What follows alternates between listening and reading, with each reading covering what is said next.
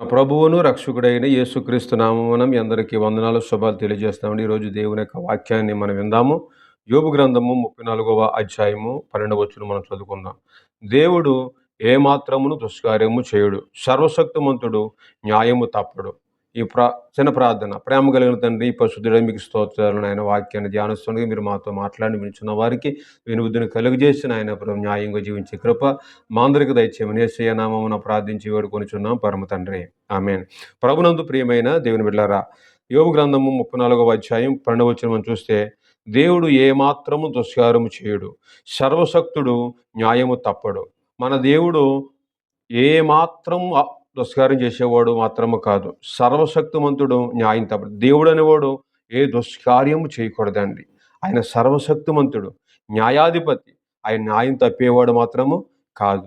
మరి ఎవరు న్యాయం తప్పుతున్నారు, ఎవరు అన్యాయంగా ఉంటున్నారు, ఎవరికి న్యాయంగా అన్యాయం ఉండే వారికి ఎవరు న్యాయం తీరుస్తారని ఆలోచన చేస్తే ఆ పై వచనం అంటాడు, నరుల క్రియలకు తగినట్లుగా ఫలం ఆయన వారికి ఇచ్చును, అందరికీ వారి వారి మార్గమును బట్టి వారి ఫలములు పొందుకుంటారు. చూడండి, నరుల క్రియలకు తగినట్లుగా ఫలము ఆయన ఇస్తాడు.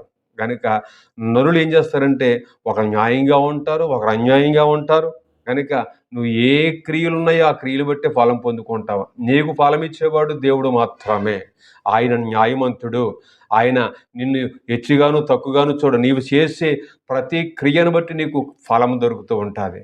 ఆలోచించేయండి. ఒక మంచి ఫలముగాను ఉంటే మంచి ఫలాలను పొందుకుంటావు. నువ్వు చెడు క్రియలు చేస్తే నీ ఫలం చెడిపోతుంది. కనుక ఆలోచన చేయని ప్రియమైన వాళ్ళారా, విజ్ఞానము గల మనుషులారా, నా మాట ఆలకించండి. దేవుడు అన్యాయం చేయటం అసంభవం. నువ్వు అనుకుంటావు నీ కుటుంబంలో ఏదో జరిగిందని, నాకు అన్యాయం చేశాడు దేవుడు, అక్రమం చేశాడని నువ్వేదో గుండ్లు బాదుకోవచ్చు. నీకు దేవుడు అన్యాయం మాత్రం చేసేప్పుడు మాత్రము కాడు. దేవుడు న్యాయం చేసే దేవుడై ఉన్నాడు. ఒక కీడు వెనక మేలు దాగి ఉందని వాక్యం సెలవిస్తుంది.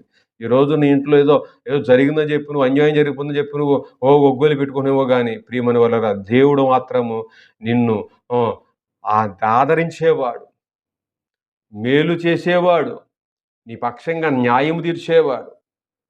ఆలోచించేయండి ప్రియమైన. కష్టములో, సమస్యలో, ఇబ్బందులో యోబు గారు ఎన్ని రకాలుగా వారిని హింసించిన, తన సమస్తం కోల్పోయిన ఆయన మాత్రము దేవుని యందు విశ్వాసం ఉంచాడు. కనుక నా దేవుడే సమస్తం అని నమ్మాడు. నాకు న్యాయం తీర్చేవాడు ఆయనే. నేను మంచిగా జీవించాలి, కష్టాల్లో కూడా, ఇబ్బందుల్లో కూడా.